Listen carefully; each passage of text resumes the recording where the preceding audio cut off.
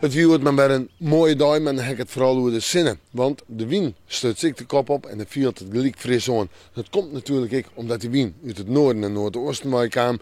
Krachtig, betekent in het watergebied. En dan had dat zeewater invloed. En dat zeewater had een temperatuur van 8 of 9 graden. Zullen we morgen merken, het zal even wennen wezen, maar de temperaturen ben ik morgen nog aan de hege kant van deze tijd van het jaar. Wel, joen en vannacht. We hebben het over bewolking, over opklaring, 6 en 9 graden. En die stevige wind uit het noorden, noordoosten waai. Krachtig in het kust- en watergebied opperomte, maar ik boven de marn.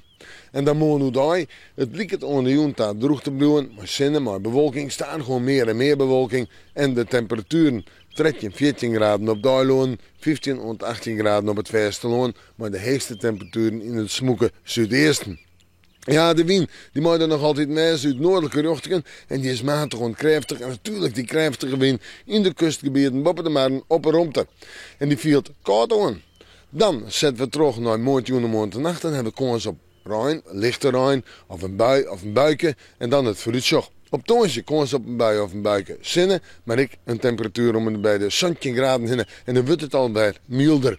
De wind kroept ik meer naar het eerste en die zal matig en vrij krachtig of krachtig wezen. En op vrijdag is de simmer waarom, maar 21 graden en zinnen. En op sneeuwen vol op zinnen, nou ja, haast vol op zinnen. Een prachtige kenning in de dag, maar 20 graden is het dan warm simmerwaar. We moeten morgen maar weer even in het waarsje.